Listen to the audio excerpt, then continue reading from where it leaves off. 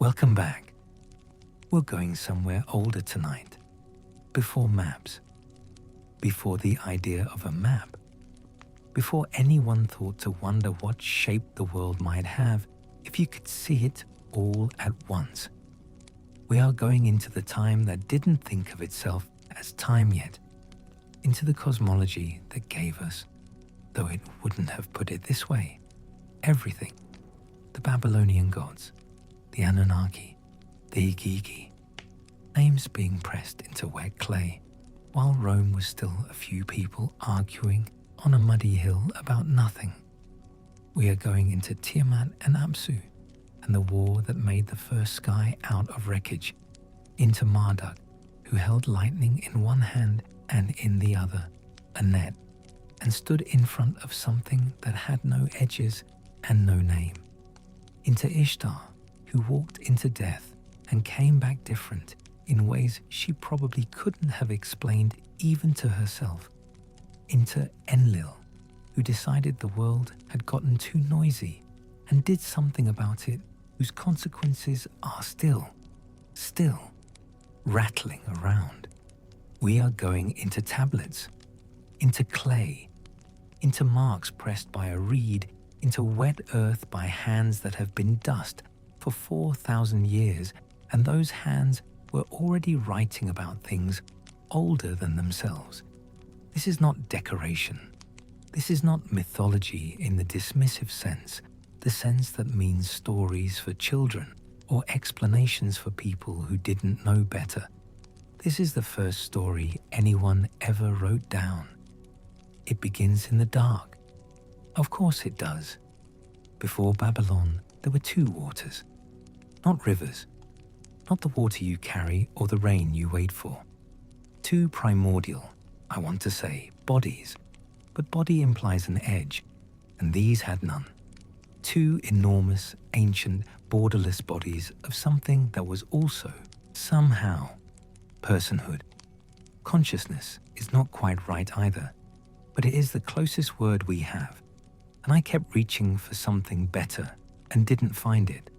The first was Apsu, fresh water, sweet water, the deep water beneath the earth, vast, male, in some sense, the ancient scribes kept wrestling with and never fully pinned down. The second was Tiamat, salt water, the churning water, the water that reached the horizon and didn't stop, female in that same incomplete, struggling sense. And these two enormous things were mingled together in the dark before the sky had been named, before the earth had been named, before there was any difference at all between sky and earth. Enuma Elish. When above, that is the first line, when above the heavens had not been named, when below the earth had not been named. That is how this starts. Two vast ancient waters lying together in the dark before anything had any edges, and they were not unhappy.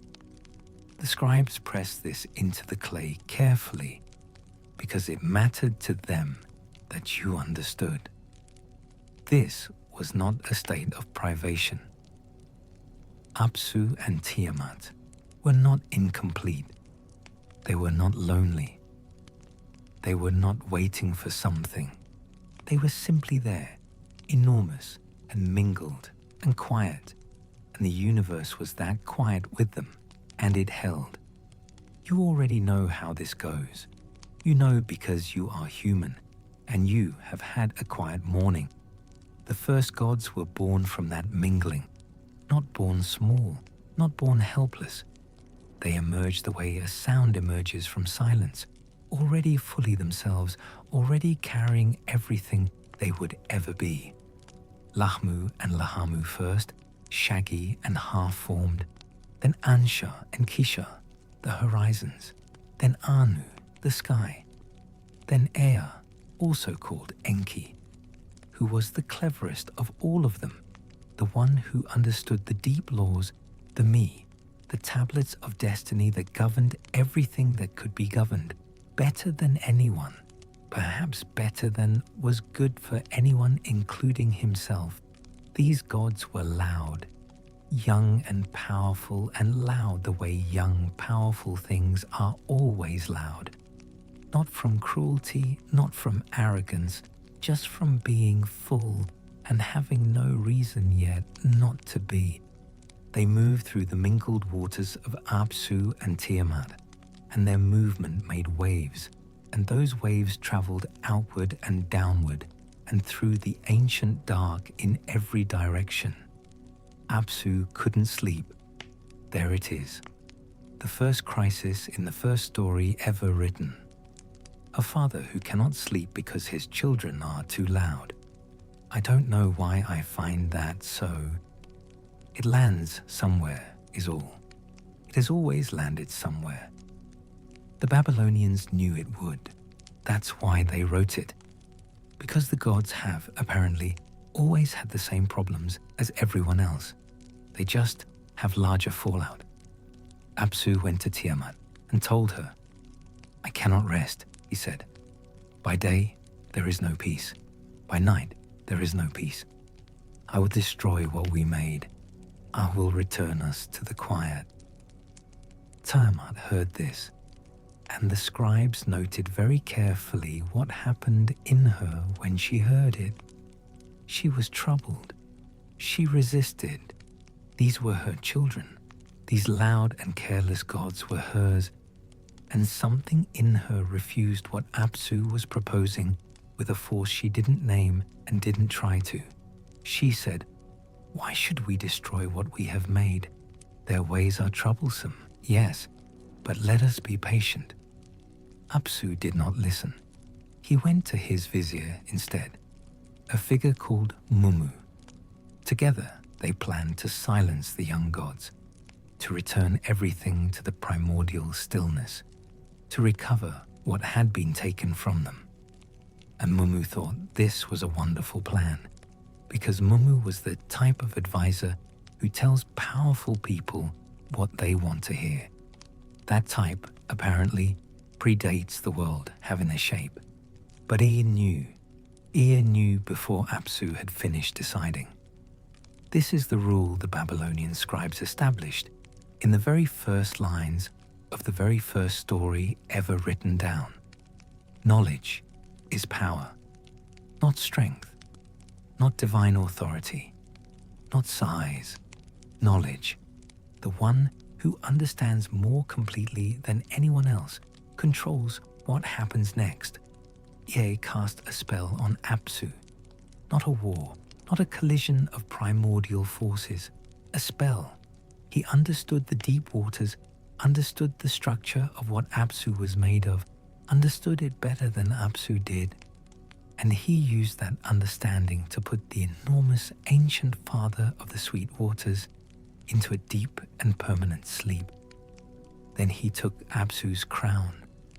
Then he led Mumu away by the nose. This detail, I don't know why I keep returning to it, but the scribes seemed pleased with it. There's something almost cheerful in the way they wrote it down. Then Ea sat in Apsu's place and made it his own. He built his home there, in the deep sweet water beneath the world. He and his consort, Damkina. The scribes call her grace itself and dignity itself, and don't linger, which I'll come back to. Let me collect the thread here, because we are approaching something the text treats as an arrival. In that home, Ea and Damkina made a child. The child was Marduk. The scribes took more care over his birth announcement than over anything else in the story, more than the creation of the gods, more than the death of Apsu. They piled it high. His radiance was beyond reckoning. His form surpassed every god before him. He had 4 ears and 4 eyes, and when he opened his lips, fire came out, real fire. The tablets insist on this, not a figure of speech. And his 4 enormous ears heard everything, and his 4 eyes saw everything, and the fire from his mouth was fire. Ea looked at this child and felt, the scribes wrote it simply, which means They knew it was the most important line. Ea rejoiced. He looked at Marduk and felt something that was joy, the way a craftsman feels it when something comes out of his hands that he couldn't entirely have planned, something that exceeds the plan, something that is undeniably right. The universe noticed. When Marduk was born, the four winds were born with him. They swept through the primordial sea, Tiamat sea, the salt water, still enormous, still ancient, still there.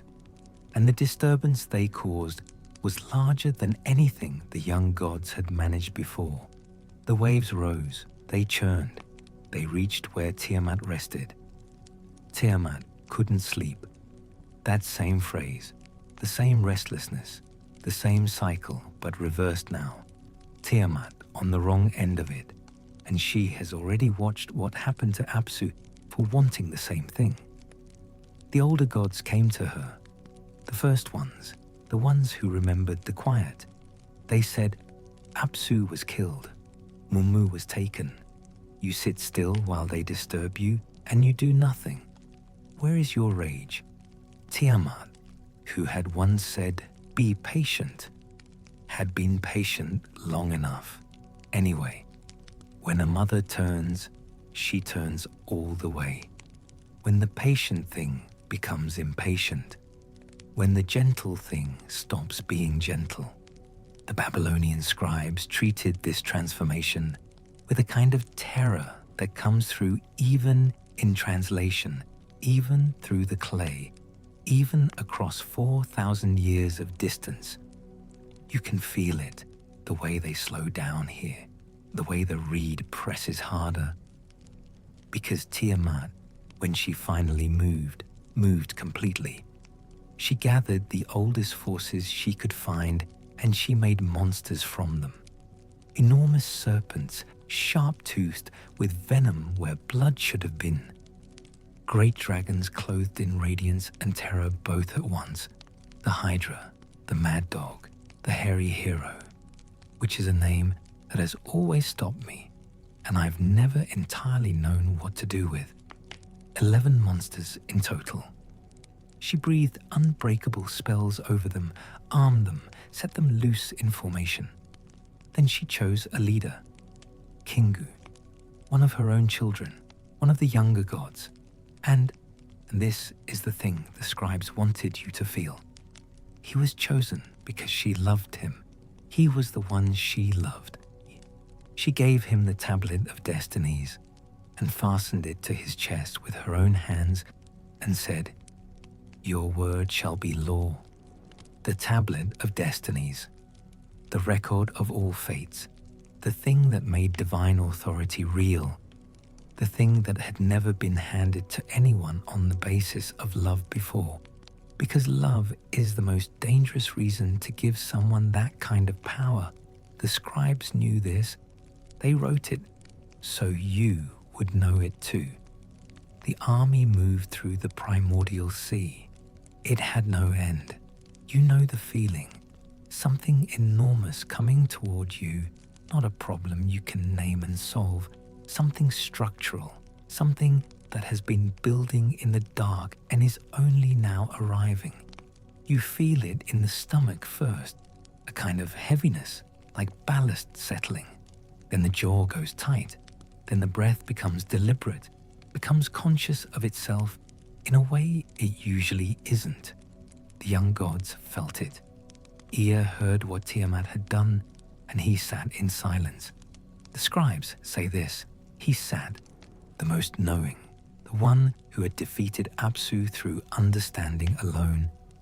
He understood now that understanding had run out, that this had become something else, and he sat in the quiet and felt the shape of it. Then he went to his father Ansha and told him everything. Ansha's face went pale. He twisted his fingers together. This is in the text. This small thing, this human gesture that you have made yourself. He twisted his fingers and bit his lip, and the color left him.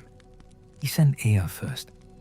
Ea went toward Tiamat and could not speak, could not find the words, could not do the thing cleverness usually does. And he turned back. He returned to Anshar with nothing. Anshar sent Anu, the sky god, ancient and authoritative. Maybe authority could go where cleverness had failed. Anu went. He looked at what Tiamat had made. He came back. His courage had failed him, and he returned with nothing. The gods sat together, and they were afraid, and they could not speak. Fear at that depth becomes physical. It becomes the taste in the mouth, the way hands hang at the ends of arms, the way silence feels different from ordinary silence, heavier, like it has a direction. I need to pause here because there is a quality to this section of the tablets that I find hard to account for and keep returning to anyway. The scribes recording this were writing about gods, entities of enormous primordial power, and they wrote them sitting together, unable to speak, twisted fingers, color draining from divine faces. I don't know if that was comfort for the humans reading it, or if it was something else, a warning, maybe, that even power this vast hits its wall. I kept the detail because I didn't know what else to do with it. Anshar sat in the quiet for a long time. Then he said, "Marduk, something happens in the deepest moments of a story. The loudest moments aren't the deepest ones. The deepest are the ones where someone is asked to do something they could refuse. They are asked. The asking reveals them." Marduk stood before the council, young, radiant, fire on his lips, 4 eyes, the love of his father, the potential every god had recognized when they saw him and wondered at. And he was being asked to face the thing that had broken Ea's words and Anu's nerve, the thing built from the oldest patience turned to rage, the army that had no end. He stood before them, and here is what he said. And the scribes pressed this in carefully, because this is the line the whole story pivots on. "If I am truly your avenger, if I am to vanquish Tiamat and keep you alive, then declare that my fate shall be supreme. Let my word fix fate instead of you. Whatever I create shall not be altered. The decree of my lips shall not be revoked. Power before proof, earned power, advanced power, power granted so that the earning could happen at all." The gods were exhausted and frightened and had nothing else. So they agreed. They held a banquet. They drank beer. The scribes record this specifically, beer and fine wine. And the more they drank, the more comfortable they became, which is not a detail that would be out of place in a great many later stories. They granted Marduk his request, kingship, authority, the word that when spoken could not be changed. To test it, they conjured a star and placed it before him, and he spoke, and it was destroyed, and he spoke again, and it was recreated, and the gods watching felt something shift in the room, something tight beginning, very slowly, to ease. They gave him a scepter, a throne, a weapon without rival. Anyway, he built what he needed. Bow, mace, lightning that blazed before him. A net. This is the detail I keep coming back to, the net. Because the net says something that the lightning doesn't say, something about patience and precision and the intention to encircle rather than simply strike. A net held open at its corners by the 4 winds so that there was no direction to flee. Then the evil winds, 7 of them, their names. The evil wind, the whirlwind, the hurricane, the 4-fold wind, the 7-fold wind, the cyclone, the matchless wind. 4 horses pulled the storm chariot, Their names were Dreadful Storm, Glorious, Overwhelming, Speedy Flyer. Their teeth bore poison. They were tireless. Behind him, the gods followed. The ones who had drunk beer and found something to hope for. Faces set, they found her, Tiamat, Kingu beside her, 11 monsters, the ancient army of everything oldest and most terrible, arrayed and ready. Marduk challenged her directly. He stood before her enormity and said, "Why have you elevated Kingu, who is unworthy, and given him the tablet of destinies? Come out, stand up. Let us determine which of us is the greater." Tiamat heard this, and her legs shook. She recited incantations. She uttered spells. And even the gods who had chosen to follow Marduk, even the ones who had felt hope at the banquet, they turned away. The scribes, note this, they could not watch. What was coming was something you could not look at directly, like, I had a simile here. Something about a welding arc. I took it out. It wasn't right. Marduk stood. He had asked for power before proof, and this was the price, and he'd known it. Tiamat opened her mouth wide to swallow him. He drove the evil winds in, all 7, straight into the open mouth. She could not close it, could not swallow. The body that had been ancient when the world was still nothing, distended with winds, mouth gaped, and in that moment, he threw the lance, split her heart. She went down. He stood on her. Kingu fled. The monsters fled. The ancient army scattered and was bound. Marduk took the tablet of destinies from Kingu's chest and fastened it to his own. The winds moved. The primordial sea was quiet. Marduk stood on the body of Tiamat, alone with what he had done, and the scribes. The scribes pause here too. The tablet is quiet for a moment. Then they continue. He stood there a long time. The scribes give him this. They don't rush past it or explain it. They let Marduk stand on the body of Tiamat in the silence after the battle and just be there for a moment, in the dark, with the winds moving through the ancient water and the 11 monsters bound somewhere behind him, and the whole of what he had done sitting on him like a physical weight. Because what came next required stillness first. You cannot build anything when your hands are still shaking. Then he looked at Tiamat. And this is the part that makes people set the book down slowly, that makes the archaeologists and the theologians and everyone else who reads it late at night feel the breath go out of them in a long, quiet way. Because what Marduk did with the body of the primordial mother of the salt water was not a monument, was not an erasure. He split her in two. The scribes say, like a fish for drying. He set up one half as the sky. He laid the other half as the earth, and he stood between them. The sky is Tiamat. The earth is Tiamat. He fixed the stars in the half of her that was now above. He placed the moon. He gave the sun its path. He piled mountains where her shoulders had been. He opened her eyes, and the Tigris ran from one, and the Euphrates from the other. The real rivers, the rivers that still exist and still carry water from the mountains to the sea, and still run where they have always run.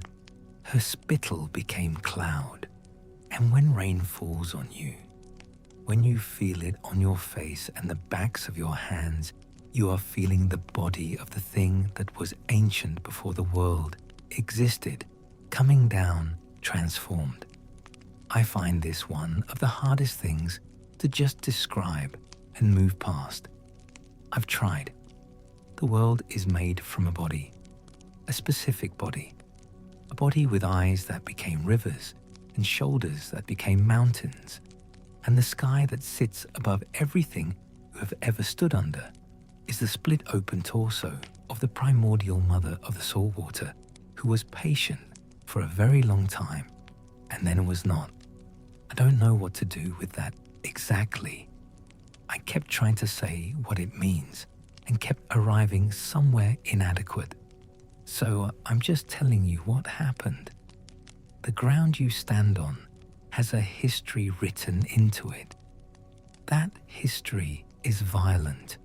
The Babylonians understood this and built their entire civilization on the understanding. Their temples, their laws, their rituals, their kingship, all of it resting on the foundational knowledge that the world was made from cost and continues to carry that cost in every stone. The world is not neutral. It never was. There was still the matter of the gods. The Igigi, the great gods of the heavens, had won, and they were gathered around the new king, and they were restless in the particular way of beings who have helped build something, and now don't know where to stand in it. Not dangerous, restless, wanting to know their place in the new order. Marduk turned to Ea. He said, "Blood will I mass and cause bones to be. A savage man shall be his name. Truly savage man I will create. He shall be charged with the service of the gods, that they might be at ease." Ea heard this and asked the right question, the only question. Who will this man be made from? If man is to be made, someone must be unmade to make him. Whose blood? The gods looked at each other. King's name was spoken. Let me collect the thread here, because I want to make sure you feel the weight of what this means. Kingu, the one Tiamat had chosen because she loved him, the one elevated by affection rather than merit, who had been given the tablet of destinies and the command of an army he had not earned and could not. The scribes never quite say he was unworthy, but the shape of the story says it, could not fully hold. Kingu had been captured after the battle and bound, and now the gods brought him before the council and laid the charge. It was because of you, they said. Tiamat rebelled. Because of you. They held him. They let his blood. From the blood of Kingu, Ea made humankind. He imposed the service of the gods upon them and released the gods from labor. Sit with that in the dark for a moment. Humankind made from the blood of the one who was chosen because he was loved. Made from someone elevated by feeling rather than power, who then became the vehicle for a war that destroyed the old order and was himself destroyed after it, and whose remaining use was this: to be unmade so that something else could be made. The Babylonian scribes were pressing this into clay carefully because they thought you should know.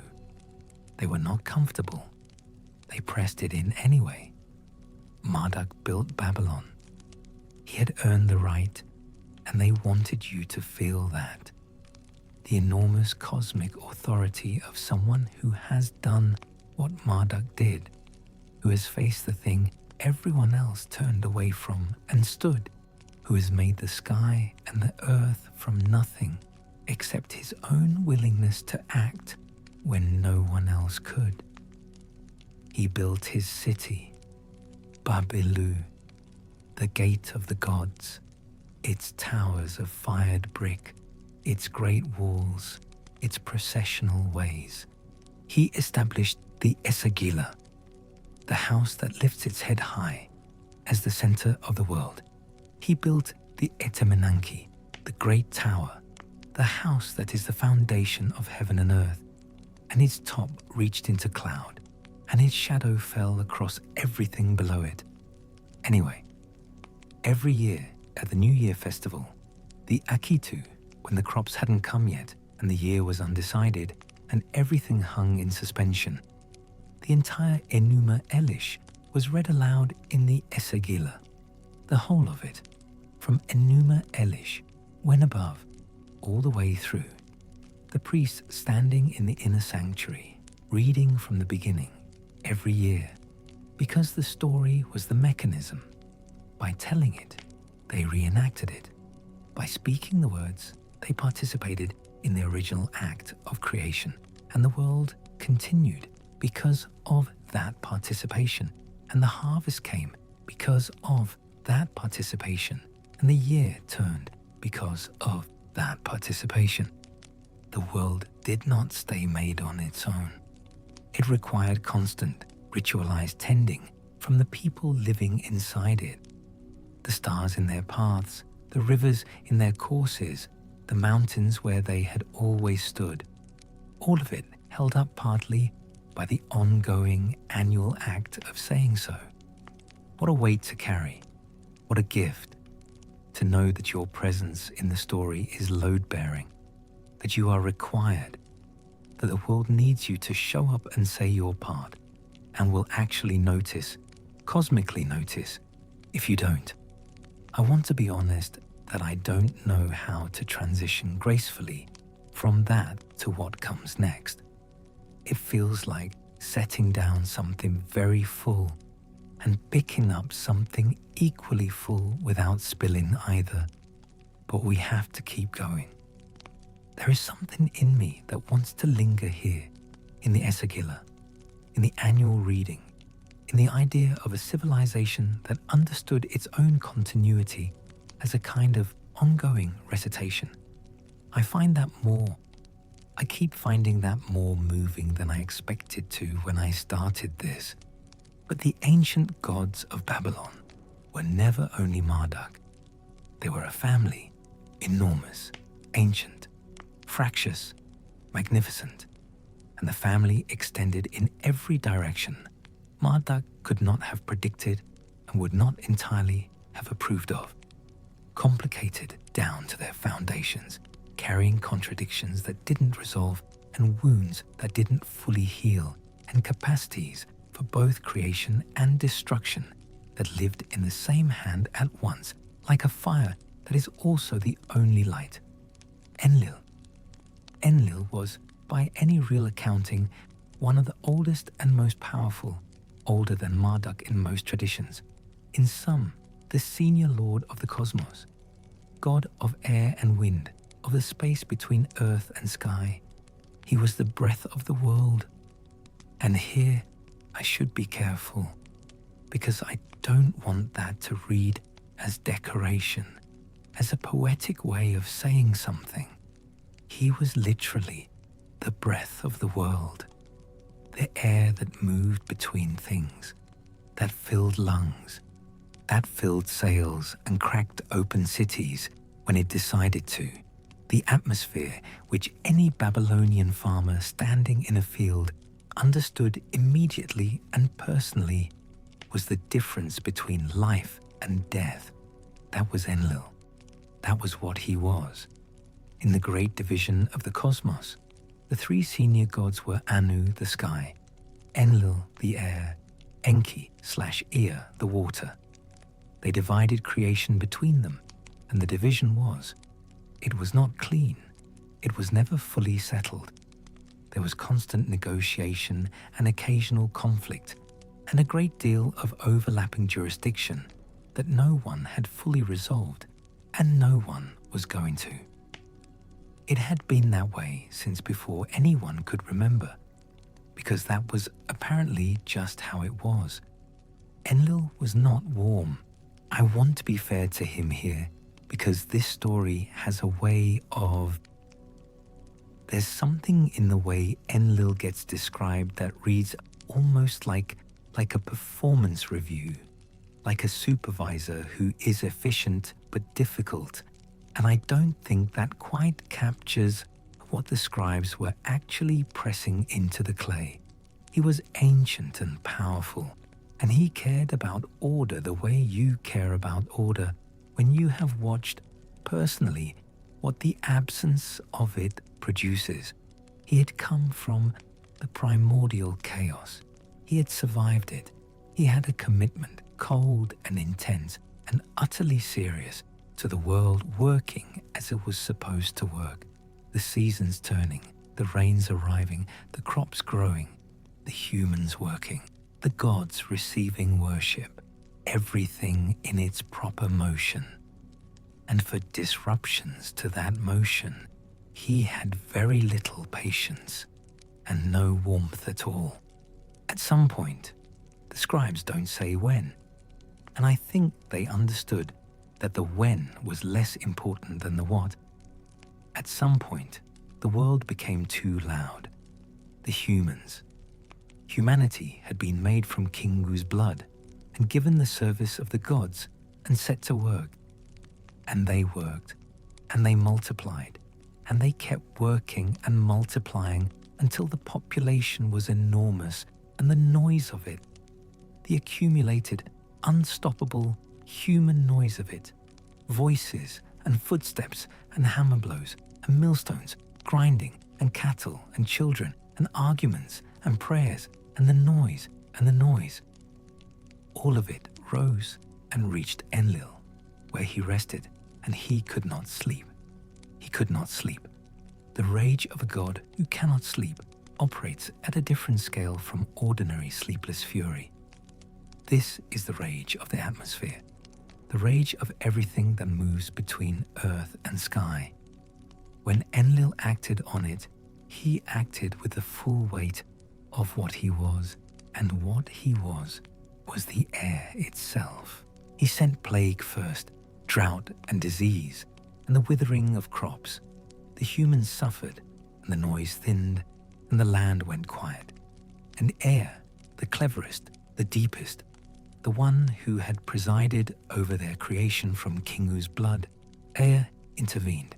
He found the angle, where he always found the angle. He told a man named Atrahasis, who was wise and who listened, to instruct the people to fast and pray and make offerings only to the plague god, not the others, so that heaven's attention would be concentrated and the suffering would end. It worked. The plague lifted. The rains came back. The crops grew. The humans recovered and multiplied, and the noise rose again and filled the air and reached Enlil where he rested. And Enlil sent drought, and Ea intervened the same way, and it worked the same way, and the humans recovered the same way, and the noise came back. Enlil's patience, which had never been a deep well to begin with, ran completely dry. He went to the council of the gods and he said, "The noise of humankind has become intolerable. Their clamor deprives me of sleep. Cut off their food. Let the plants wither. Let Adad hold back rain. Let the waters not rise from the depths. Let the wind blow and dry the meadows. Let clouds mass and give nothing. Let the fields reduce their yields. Let Nisaba clench her bosom." The gods agreed. What followed was a famine the scribes struggled to put into words. Total, absolute. The kind that doesn't leave pockets of endurance or regional exceptions. The year turned, and the crops stayed dead.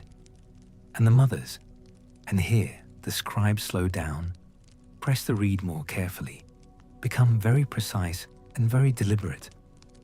The mothers began to look at their children differently. The text says, "What happened plainly? It does not look away. I'm going to do the same and not elaborate further, because elaboration here would be the wrong move. And I think you know what is being said." He tried to intervene again. This time the council had made him swear not to. He was bound into the agreement. You will not help them. And Ea, who always found a way, sat with that oath. Then he went to a wall, a reed wall, the ordinary kind that stood between rooms in any Babylonian house. And he spoke to the wall. He told the wall what was coming. He explained to the wall that a great flood was coming, that Enlil had decided the noise needed to end permanently, that the only passage through what was approaching was a boat, a great boat large enough to carry the seed of living things, and that whoever heard this should build it and wait. Atrahasis, on the other side of the wall, heard every word. He built the boat. He loaded it. When the rain came, when Enlil finally released the flood with the complete terrible thoroughness of a god who has run out of smaller options, Atrahasis and what he had gathered survived. 7 days and 7 nights. Then silence. I need to pause here because there is something about this story's relationship to the Noah narrative that I keep circling around and keep deciding is outside the scope of what we're doing tonight. The parallels are exact enough to be structurally interesting and historically significant, and there is an enormous amount to say about it, and I am choosing not to say it right now in this context, and I want to at least acknowledge that the choice is being made. The silence after the flood was its own kind of enormity. Enlil had wanted quiet and had gotten it. The noise of humankind had been reduced to almost nothing. Almost. When the gods looked at what had been done, some of them found it did not sit the way they expected. The goddess Nintu wept. She wept genuinely and at length, and the scribes recorded her grief without tidying it up or giving it a resolution, because it did not have one. And the other gods, this detail, which I find almost unbearable in its precision. The other gods were hungry. They had destroyed the people who made their offerings, and now there were no offerings. And when Atrahasis emerged from the boat and made the first sacrifice, the gods gathered around the smell of it, the way flies gather, desperate, undignified. The scribes wrote this down, and Enlil saw Atrahasis standing there alive, and his fury was immediate and structural, the fury of someone who has been confirmed in a long-held suspicion rather than surprised by new information. He turned to Ea. He said, "You did this. How did he escape? No human should have survived." Ea said, "I told a wall. Anyway." There was a settlement. Divine compromises were reached. Death in its ordinary forms, disease in its ordinary forms, the mechanisms of mortality that we move through daily without knowing they were the political resolution of an argument between gods about noise and the right to sleep. Those were established then as the agreed-upon alternatives to catastrophic flood. Population would be managed, just differently. The world after the flood was not the world before it. Enlil sat in the air between earth and sky, and it was quieter now. Whether the quiet carried in it something like loss, the echo of something that had been loud and difficult and alive and was now neither. The scribes do not say whether he felt it. They leave that gap open. I've sat with the gap, and I don't know how to fill it, and I think they left it open on purpose. Let me collect the thread, because we are turning now towards something different. There are stories in this family of gods that are about war and creation and the making and unmaking of worlds. And then there are the other kind, the ones about love, the ones about what happens when love strips reason away entirely and a being of enormous power walks toward the most dangerous place imaginable, simply because the one they love has gone there first, and they cannot remain anywhere else. Her name in Sumerian was Inanna. The Babylonians called her Ishtar.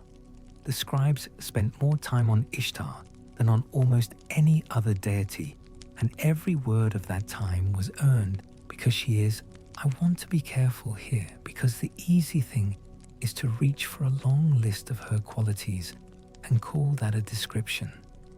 But a list is not what she is. She was the goddess of love and desire and war and fertility and political power and the evening star, the planet Venus, burning low and steady on the horizon at dusk and dawn. She was radiant and she was dangerous, and the combination of those things produced in every being who encountered her a transfixed, helpless quality of attention that the Babylonians understood was itself a force as real as wind or flood. She loved. This needs to be said plainly because it is the structural fact of everything about her. She loved fiercely and fully, and without the part of the self that holds something in reserve. She had human lovers and divine lovers, and she brought them to radiance, and she brought some of them eventually to ruin. And the scribes recorded both with the same careful, unflinching attention, because both were true of her, and she contained both without contradiction. The great story of Ishtar, the one copied and recopied across the entire ancient Near East, from Ur to Nineveh, to the edges of wherever the known world ended at a given moment in history, was a love story the way a descent into death is a love story, which is to say it was. And the love was real, and the death was also real. Ishtar descended into the underworld, the great below, Kurnushya in Sumerian, the land of no return, which is a name that functions less like a description and more like a warning pressed into every syllable. It was ruled by Ereshkigal, queen of the great below, Ishtar's elder sister, who was vast and cold and pitiless in the particular way of things that endure without relief, endlessly, without interruption, without the respite of forgetting. Ereshkigal had not chosen her throne. She had been given it, or taken to it, depending on the text. And she had made of it what she could. What she had made was a place of absolute authority over a place of absolute despair. The dead there wore feathers as clothing. They ate clay. They drank dust. They saw no light, ever. They just persisted in the dark. Ishtar came to the gate. She knocked. The gatekeeper came and asked who was there and why. And Ishtar said, I am Ishtar, queen of all the great above. Open the gate. If you do not open the gate, I will smash the door. I will break the bolt. I will smash the doorpost. I will bring up the dead to devour the living, and the dead shall outnumber the living. This is the thing about Ishtar that I find almost impossible to convey in summary, and keep trying to convey anyway. She arrives at the gate of death, and her opening move is a threat. She is going into the most dangerous place she has ever been, a place she might not come back from, the one place in the cosmos designed specifically to diminish everything that enters it, and she leads with her power. She does not diminish before she has to. She announces herself enormous. The gatekeeper went to Ereshkigal. Ereshkigal heard the name, and her face went pale, and her lips went dark with anger. She was silent a long time. Then she said, let her in, but bring her in according to the ancient rites. The 7 gates. At each gate, let something be taken. This is the law of the great below, the world rule of the underworld. And Ereshkigal named it, and it was unbreakable. What enters must enter diminished. Nothing passes through the gate of death without being reduced. Nothing. The law did not have exceptions. The law did not have feelings about who was arriving or how powerful they were or how loudly they knocked. The gate opened. The first gate. The gatekeeper took the great crown from her head. And Ishtar said, "What is this?" And the gatekeeper said, "Be still, my lady. The rites of the underworld must be fulfilled." The second gate. Earrings. The third gate. The beads from her neck. The fourth. The ornaments from her breast. The fifth. The girdle of birthstones from her waist. The sixth. The clasps from her hands and feet. The seventh gate. The cloak of her body. The garment itself removed.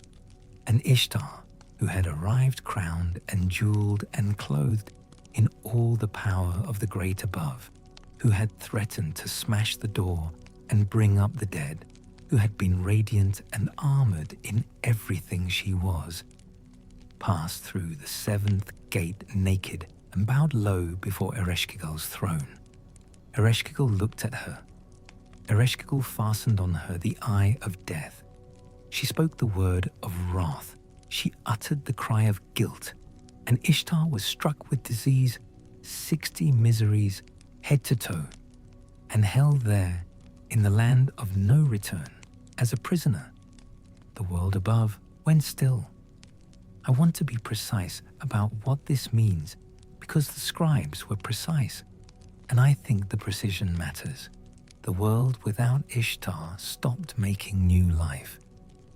The bull would not cover the cow. The man did not approach the woman. The trees held, the fields held, everything that had been flowing continuously. The great animal urgency toward continuation simply stopped because she who carried it was below, held, diseased, imprisoned in the dark. The scribes described this plainly. The land grew still. Cattle would not breed. Conception ceased. The gods noticed, because a world grinding to stillness is difficult not to notice, but none of them would go to the great below to retrieve her. The great below is the land of no return. Even gods with real power did not go there by choice. And Ereshkigal would not simply release her sister because the great below had its own law, and that law did not make exceptions for the suffering of the world above. Ea again. Of course, who had put Apsu to sleep with deep knowledge, who had warned Atrahasis through a reed wall, who always found the way that no one else would have thought to look for. Ea made a being, a precise, deliberate being, made of dirt, of a particular nature, something between categories, not quite alive in the way that allows death to make claims on a thing. He made Asushunamir, a creature of light and shadow, and gave it instructions and sent it down. Asushunamir passed through the 7 gates, lost nothing at each one, because it had nothing in the category of things the gates could take, stood before Ereshkigal. And Ereshkigal, cold and vast and alone in the great below, without visitors, without warmth, without the company of anything that was still in the process of being alive, looked at this strange bright creature and was moved against everything, against her nature, against the law, against the weight of all she was and all she ruled. She was moved. As Hushunamir said, "I ask only for the water of life. Give me the water in your water skin." And Ereshkigal, the moment the words arrived, understood exactly what had happened. She knew she had been outplayed by Ea again, that the creature had been constructed for precisely this purpose, that she had been guided into warmth so that this one question could be asked in the window that warmth opened. She felt the fury rise. She cursed Asushunamir with the curses of the great below, the curses of the earth itself. deep and permanent curses, but she gave it the water. I need to pause here, because there is something in that moment, the curse and the giving at once, the fury and the compliance together, that I keep returning to and cannot quite reduce to a clean point. So I am leaving it as it is. She cursed it, and she gave it the water. And both of those things were true at the same time. And the scribes pressed both into the clay with equal pressure. The water of life was sprinkled over Ishtar. Ishtar rose. The gatekeeper led her back through the 7 gates, and at each gate what had been taken was returned. The cloak first, then the clasps, then the birthstones, the ornaments, the beads, the earrings, the crown last. And at each gate what was restored was received. And I don't know how to say this exactly. I've tried a few ways. Received as something slightly different from what had been surrendered. The scribes don't say this directly. They don't have to. It's in the weight of the passage, in the care with which the returns are listed against the earlier taking. Nothing that passes through the great below comes back the same. Ishtar knew this. She carried it in her face and her movement when she stepped back into the world above. The world resumed. The bull covered the cow. The man approached the woman. The trees moved. Everything that had been stopped began again with the quiet, continuous insistence of things that had been waiting, not with noise, but with the simple, unstoppable fact of continuation. And Ishtar walked back into the world, carrying the 7 restored things and the knowledge of someone who has stood before the eye of death and been struck with it and come back anyway, which is a knowledge you cannot explain to anyone who has not stood there, and she did not try. Anyway, there is something the scribes also told about Esagila, and it does not always get carried along when people carry this story forward. I want to tell it. When Asushunamir came to her, when she felt the warmth toward it that Ea had engineered, there was a moment just before the creature asked its question. A moment when Esagila, the queen of the dead, cold and vast and uninterrupted, felt something she had not felt in a very long time. The scribes call it differently in different translations. A longing, a groaning. She groaned for the young men who abandoned their wives. She groaned for the young women snatched from their lovers' laps. She groaned for the child cut off before his days are finished. She was the one who received all of them. Every young man, every young woman, every child. They came through her gates and she was there, endlessly, without relief, without the mercy of forgetting. The weight of every ending the world above could not hold. She held it. She felt it. She had felt it from the beginning, and she would feel it without end. When her husband died, when she was alone in the great below in pain, no divine envoys came. No water of life was sprinkled over her wounds. No clever creature was made for her. She bore it in the dark, in the cold, in the uninterrupted, ongoing weight of being the one who receives what cannot be kept. One reads this and wants to.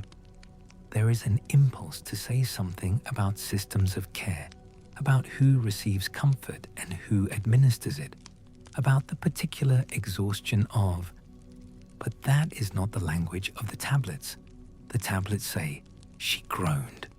No one came, and they leave it there in the cold without resolution, because that is what it was. The story does not answer what the scribes put into it next either. They put a question there and left it.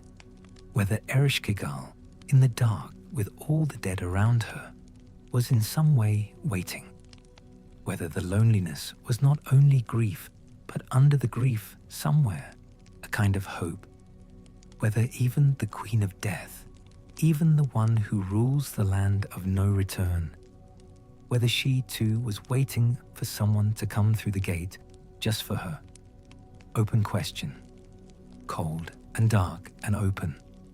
Let me collect the thread, because we have been in the great below long enough, and there is still territory to cover. Nabu, the scribe god, the one who held the reed. He was the son of Marduk. His symbol was a single clay tablet.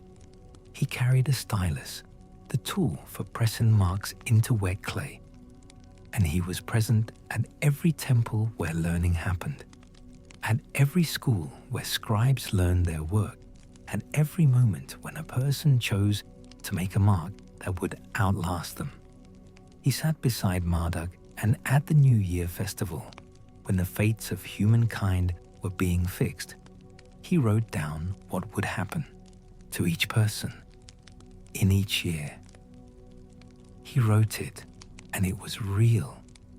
And I mean real in the hard sense, in the sense that if Nabu wrote it, it happened. And if it was not written, it slid into the dark and was gone. Might as well have never been.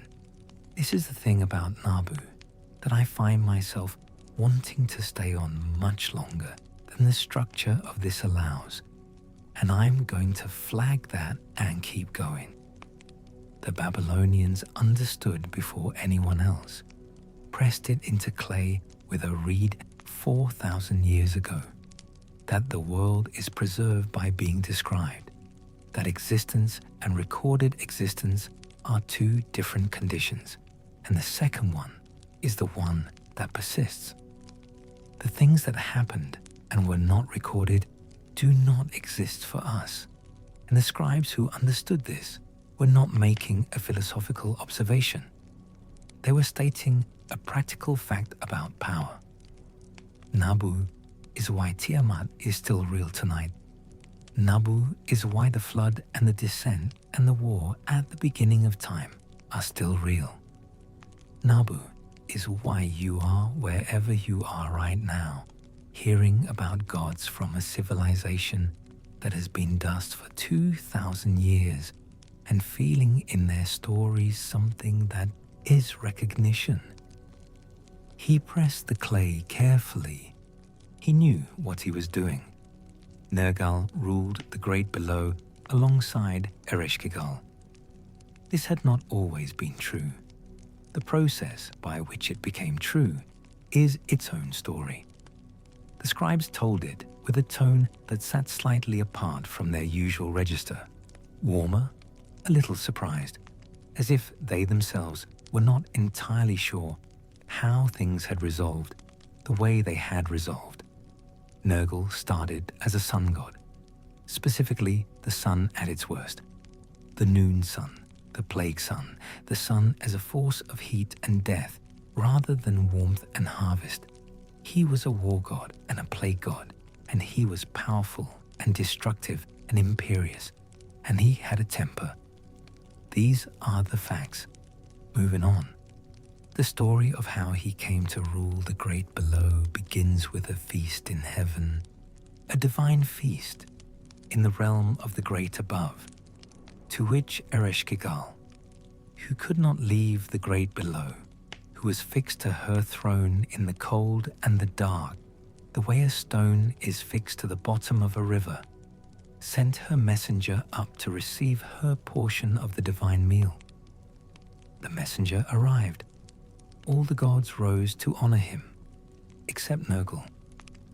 Nergal sat where he was and did not stand, and this was an insult of the kind that travels, that does not stay in the room where it happened, but moves through the divine world the way smoke moves through a house with no windows, touching everything. The messenger went back down and reported it to Ereshkigal. He told her which god had done it, and Ereshkigal, alone in the cold, said, "Bring him to me." The gods urged Nergal to go. There was no good alternative. He went with a companion, with a chair, and with specific instructions from Ea, who had specific instructions for every situation, always, which is either the mark of the cleverest mind in the cosmos or the most anxious one, and I think both, about what he must refuse when he was there. Do not sit in the chair offered. Do not eat the bread. Do not drink the water. Do not wash your feet. Do not do the one other thing that Ea told him not to do. He went through the 7 gates of the great below. He was careful. He refused the chair. He refused the bread, the water, the foot washing. He was doing very well, and the scribes record his careful refusals with a pace that is almost rhythmic, almost. And then Ereshkigal went to bathe. She emerged, and the scribes describe her here with a care that is different from their usual care, slower, more deliberate, as if they are aware they are recording something that changes the direction of the story and want the reader to feel the change happening. She was vast and cold and powerful, and also, in that moment, something else. Something the god of plague and summer heat had not accounted for in his careful list of things to refuse. Nergal, who had refused everything, did not refuse this. He grabbed her, he pulled her by the hair, he pulled her from the throne to the floor. And Ereshkigal, queen of death, receiver of everything the world above could not keep, alone in the cold since before anyone had counted how long, looked up at him from the floor and said, "Do not kill me. Be my husband. Let me be your wife. Let us share the kingship of the great below. Let me lay all the tablets of wisdom at your feet." And Nergal, the god of summer heat and plague and war, who had insulted her messenger and come down to face punishment and responded to that punishment by grabbing her by the hair. He looked at her and he wept. He held her and he kissed her and he wiped her tears. And he said, "Be it so." He became the king of the great below. Ereshkigal was no longer alone. The scribes recorded this with what I can only describe as quiet satisfaction, the tone of people who had been holding a thread for a long time and have finally tied the knot. The sun went down on Babylon. It went down on the great city on the river, on the towers of fired brick and the processional ways and the temples and the schools where scribes sat with wet clay and pressed into it the things that needed to survive them. Stars came out, Marduk's stars, the stars fixed in their positions in the half of Tiamat that became the sky, readable and reliable, and giving information to those who knew the language of their movement. The great gods sat in their temples and received offerings, bread, beer, prayers, questions. The questions were mostly practical: rain, sickness, the harvest, whether the king would win, whether the dream meant anything, and if so, what. The gods, enormous and ancient, and carrying all their wars and floods and descents in them, like sediment, listened. They were attentive to humans in the way weather is attentive, fully real, fully responsive to larger forces, consequential in every direction, impossible to simply ignore.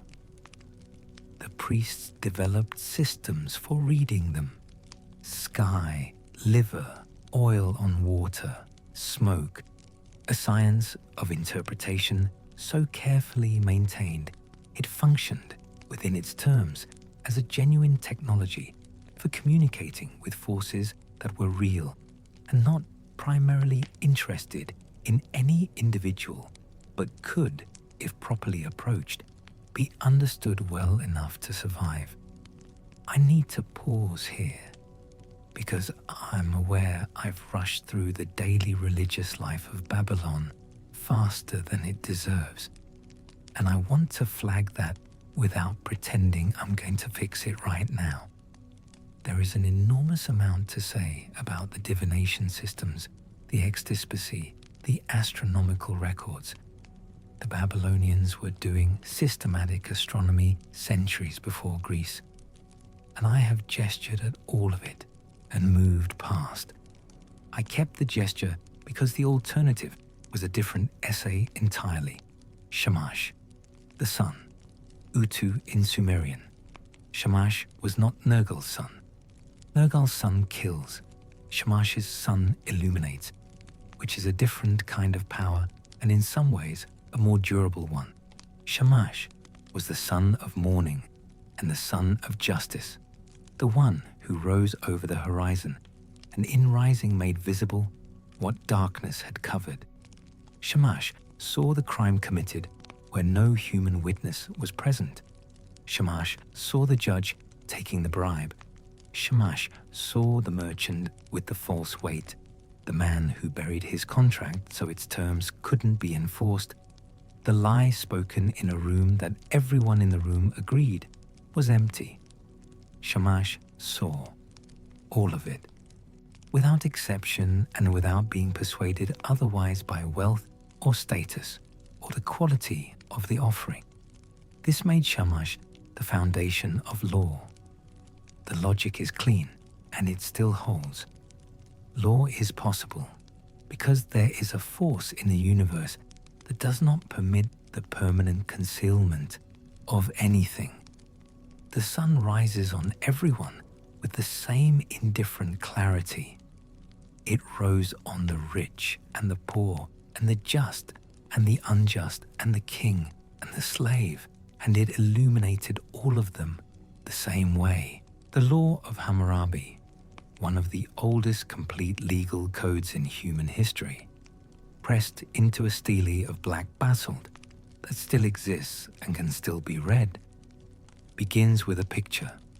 Hammurabi stands before Shamash, who sits on a throne, and Shamash holds out the rod and ring of justice and gives Hammurabi the law. The image is the argument. Law comes from the sun, because the sun is what sees truly, and what is seen truly is what can be judged truly.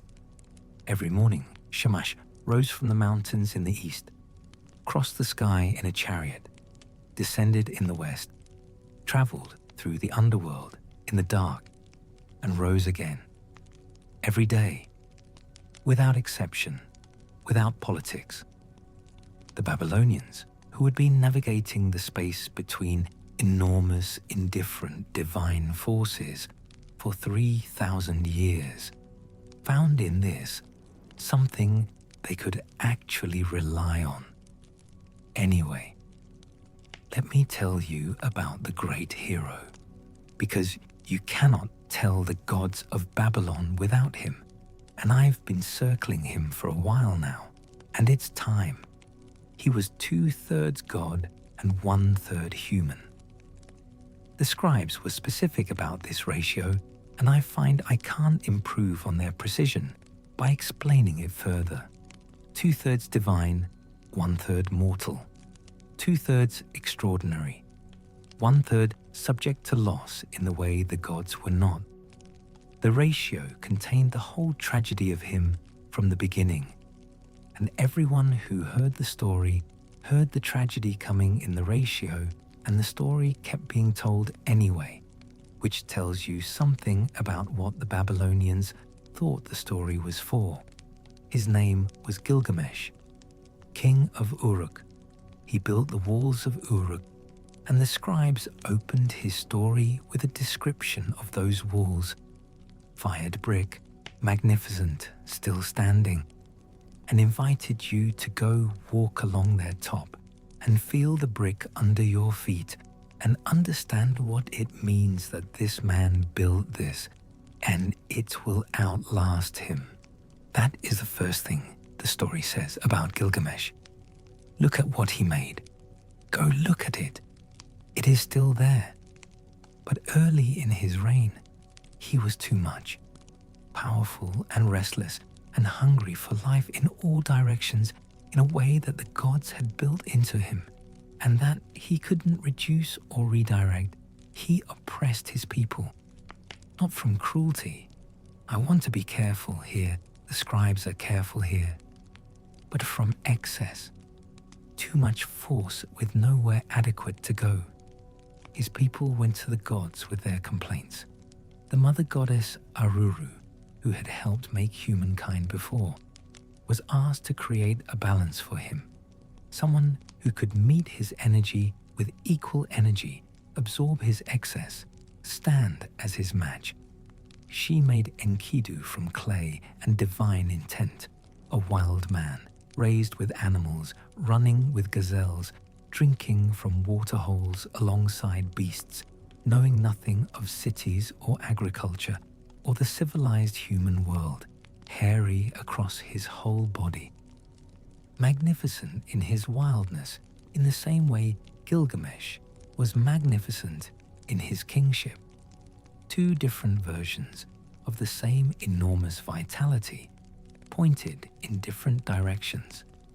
The scribes arranged their meeting with great deliberateness through a sequence of events I'm compressing here because the uneven affection is honest. The meeting is what matters, not the path to it. When they finally came together in Uruk, they fought, they grappled in the streets, and the walls shook, the walls Gilgamesh had built, and neither could overcome the other. And when the fight resolved itself into something other than fighting, and the two enormous presences had finally recognized what they were looking at, they became the closest of friends, more than friends. The scribes don't soften this. Gilgamesh loved Enkidu, with a love the tablets describe as surpassing everything else he had felt. And Enkidu loved him back with the same completeness, like, I want a better image here, I don't quite have one. The way two rivers meeting become a single river is close, but not sealed. And together they went on the great adventure the whole story had been building toward. The cedar forest, Humbaba, the demon who lived there, who had never been defeated. No human had gone there and returned. They went. They killed Humbaba. They cut the cedars. They came back in triumph with a kind of shared joy that belongs specifically to two people who have survived something enormous together and are still improbably alive.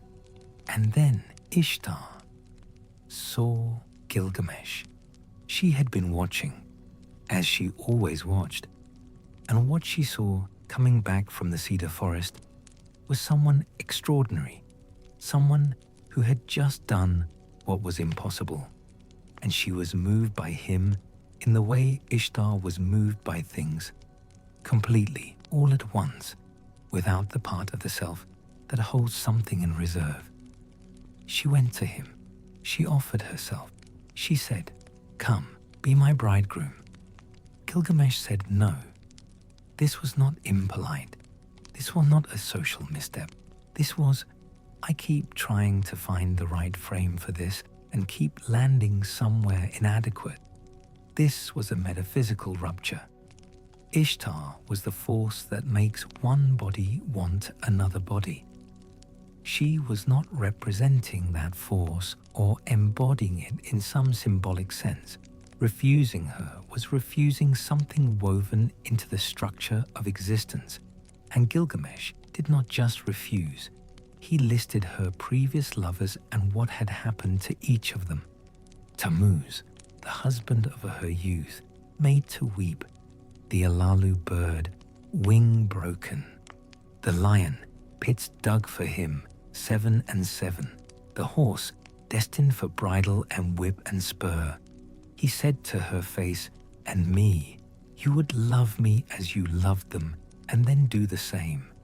Ishtar's rage was immediate and total. She went to Anu. She demanded the bull of heaven, divine, enormous, catastrophic, its very breath a killing force.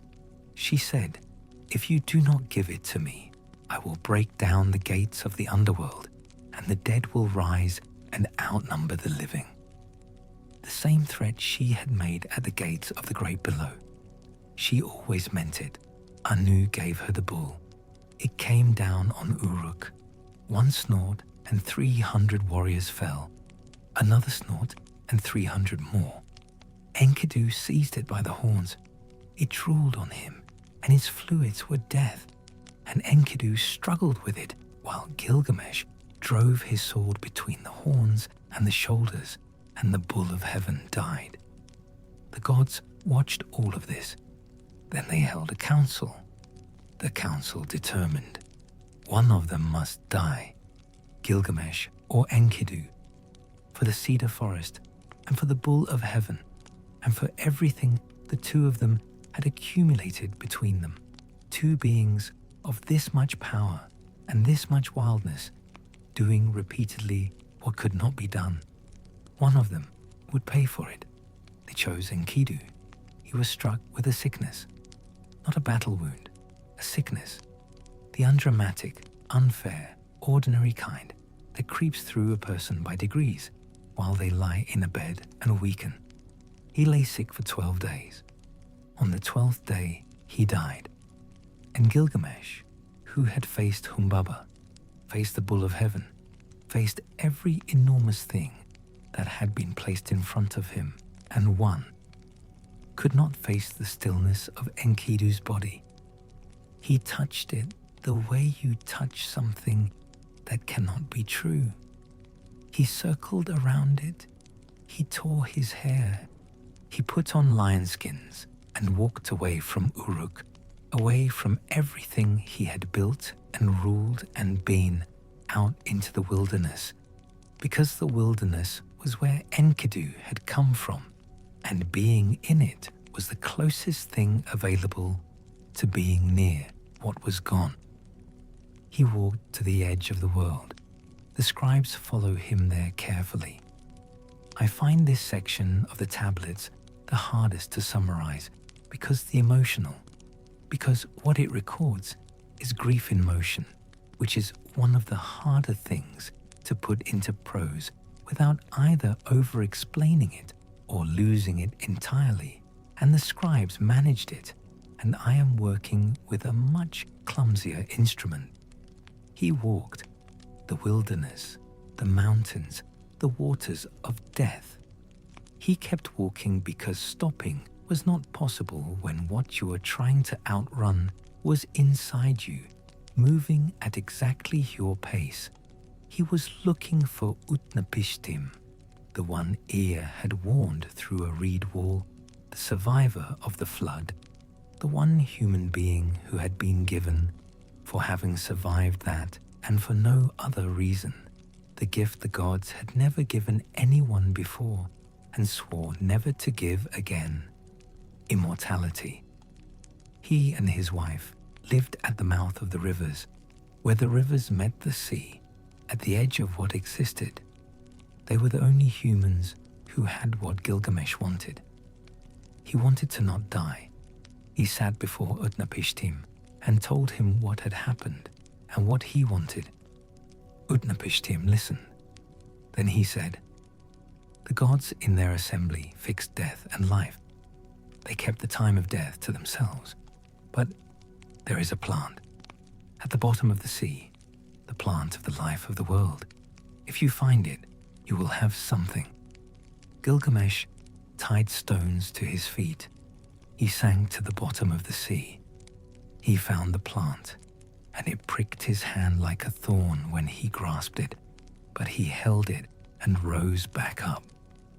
He had it. On the way home, he stopped to bathe in a pool. A serpent under the surface smelled the fragrance of the plant. It came up from the water, took the plant, and slid back below. As it went, it shed its skin, and Gilgamesh sat beside the pool and wept He said, "For whom have my hands labored? For whom has my heart's blood been spent? I have not secured any good deed for myself. I have benefited the serpent of the earth." He went back to Uruk. He stood before the walls, the same walls the story opened with, the fired brick, the towers, the thing he had built that would outlast him. And the story ends there, with the walls, with the invitation. Go and walk along them.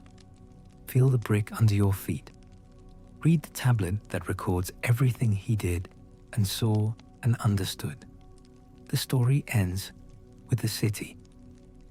Let me collect the thread, because we are moving now into the last of it, and I want the weight of what just happened to settle before we continue. Gilgamesh didn't find immortality. The story knew he wouldn't. The audience knew he wouldn't. The point was never the finding. The point was whatever got pressed into clay and fired and kept. The record of a man who tried, who walked to the edge of the world for someone he loved and came back with empty hands and stood before the walls of his own city and looked at them. That got kept. In the great temples of Babylon, the priests moved through the lamplit dark. They moved through the corridors of the Esagila with their offerings and their recitations, and the smoke of cedar and juniper and the heat of oil lamps filled the rooms where the gods were present in the way that everything ancient is present, as weight, as pressure, as the sense of something behind the visible world that is looking back. The statues of the gods were bathed and dressed and fed. Meals brought 3 times a day: bread, beer, dates, fish, meat, vegetables, placed before them with the formality you bring to a king. The relationship between the human and the divine in Babylon was intimate, asymmetrical, dangerous, real. These were not distant gods.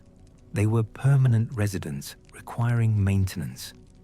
In the tablet schools attached to the temples, the Edupa, the house of tablets, young men sat with clay and reeds and copied out the great stories.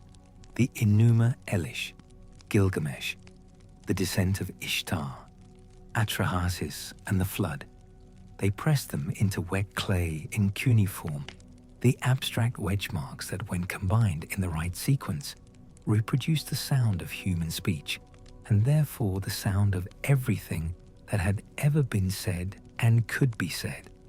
A tablet, once fired, is almost indestructible. Almost. The city of Babylon was sacked. Multiple times, multiple empires. The Assyrians came, the Persians came, the Greeks came, and Alexander himself reportedly stood in the ruins of the Esagila and wept, though that detail has traveled through enough centuries that I hold it carefully.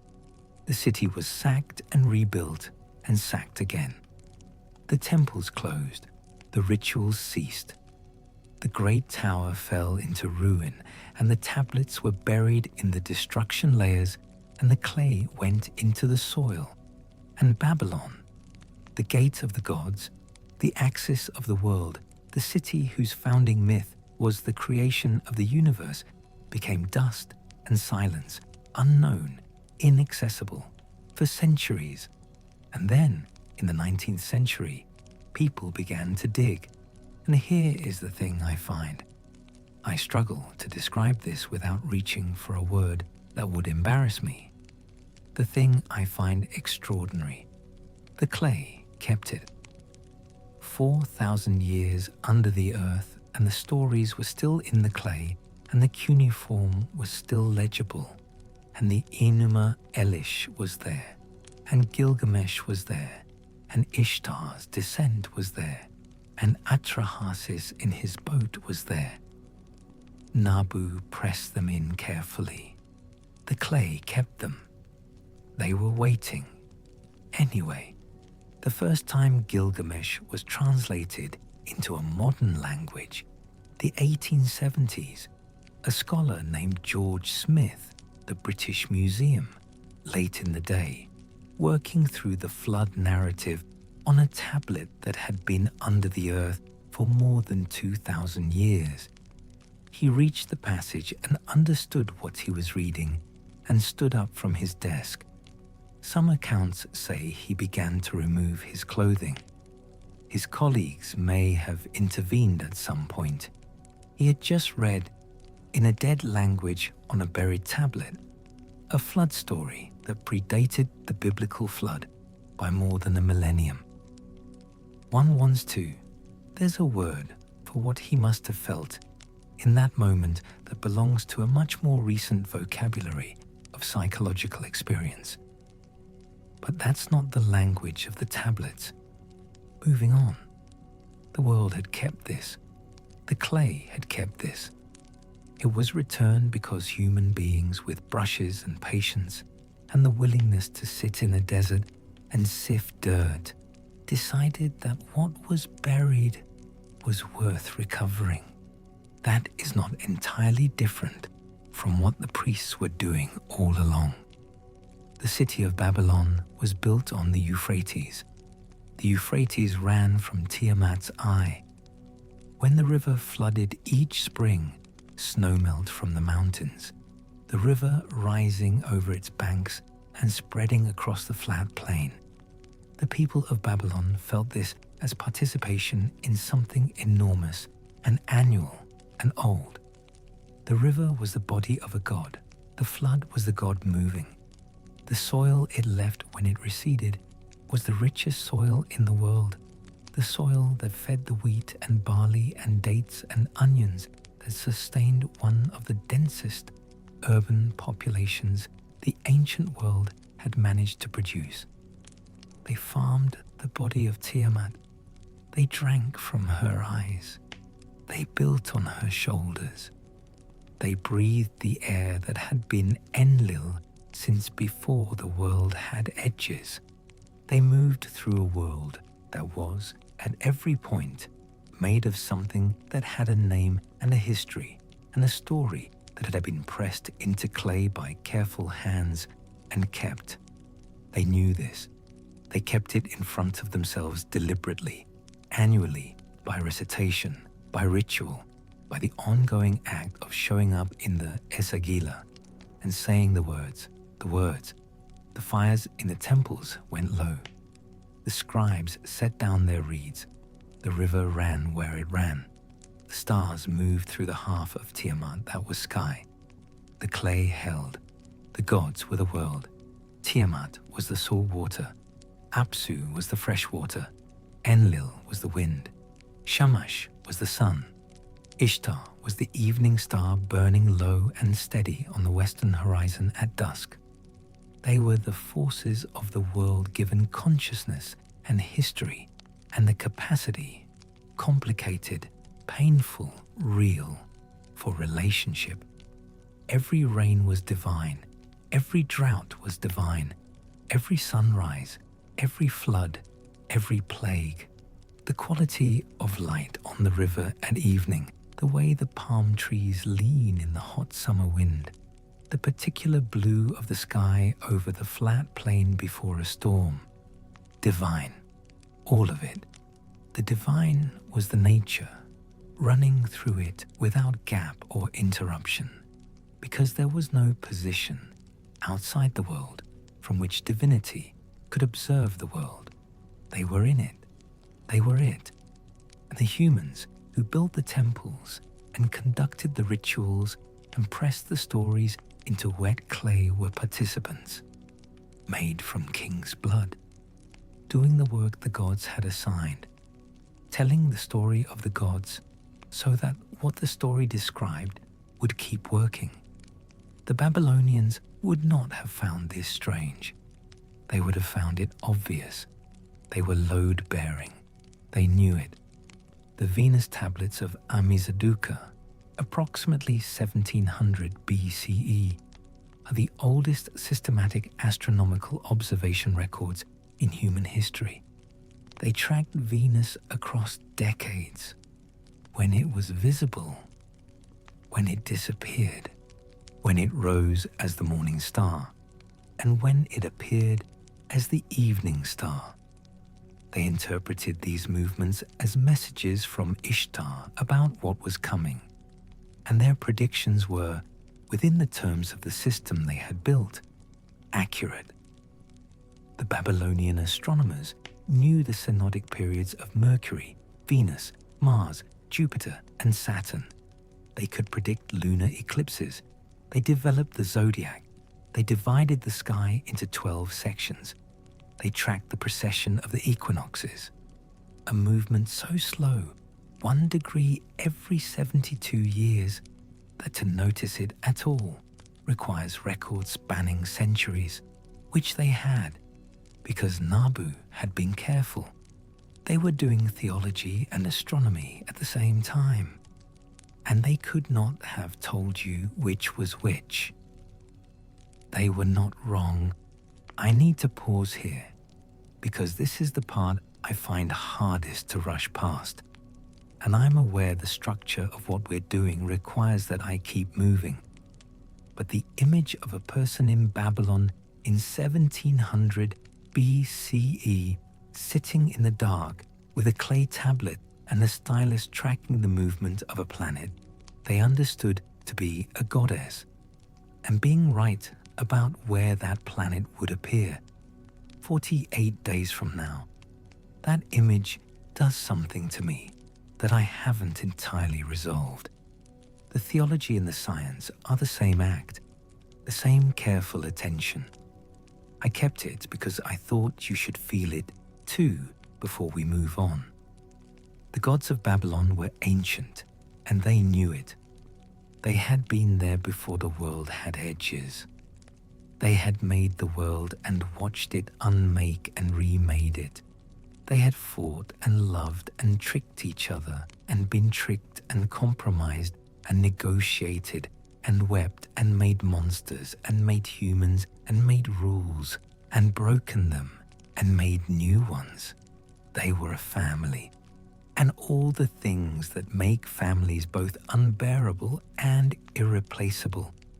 The old wounds, the long history, the competing needs, the moments of extraordinary loyalty and the moments of breathtaking betrayal, the love that is real and the love that is contingent, and the difficulty of telling them apart in the moment when both are being offered simultaneously.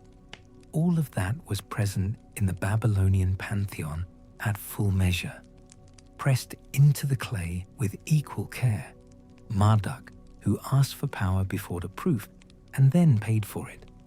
Tiamat, who counseled patience until patience was gone, and whose body became the sky. Enlil, who destroyed the world to get some sleep. Who saved everyone without technically breaking his oath.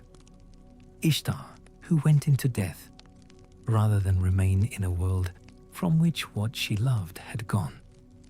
Esagila, who received everything and was received by nothing, cold and vast and in pain and alone, until something unexpected came through her gates. Nabu, who wrote it down. Shamash, who watched all of it without looking away.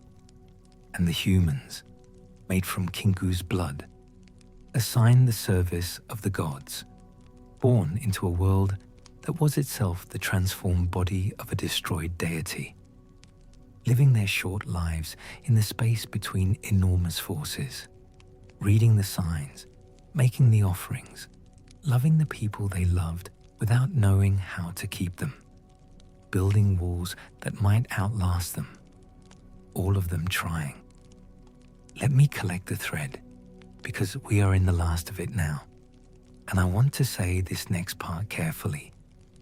The weight of the world, when you set it down at the edge of the bed, stays there, just outside the blanket, waiting, the way all weight waits. You can feel it when you are lying very still, the particular pressure of everything that needs doing and everything that cannot be undone. It is there, It is outside the blanket. Inside the blanket is something else, something older than the weight, something that was present before the day began and before any of the specific concerns that fill your specific life began, something that is, in the oldest possible sense, prior. You have been inside something enormous tonight. The ancient gods of Babylon do not require anything from you for that. They do not need your belief. They needed it once when the temples were lit and the priests were moving through the Esagila with their offerings and Nabu's scribes were at their clay. But that time has passed, and what remains is different.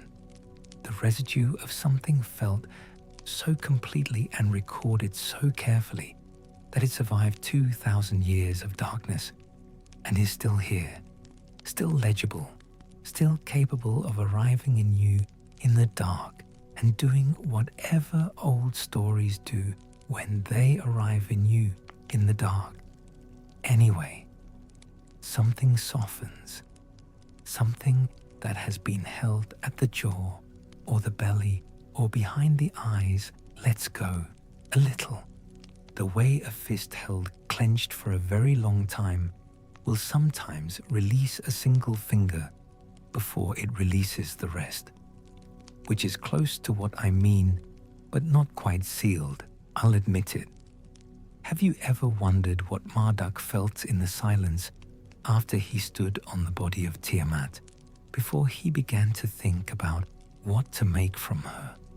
Not the triumph, not the planning, the moment between, when the enormous thing was finished and the next enormous thing had not yet started. The young god who had asked for power before proof and been given it and used it and paid whatever price that kind of power extracts, standing in the ancient dark water, breathing, whether he was uncertain, whether the most powerful god in the Babylonian cosmos, in the instant after his greatest act, felt something that was relief or grief, or the particular loneliness of having done what no one else could do, and therefore having done it alone. No one asked Marduk this. The scribes gave him the kingship and the tablet of destinies and the gratitude of all the gods and the founding of Babylon.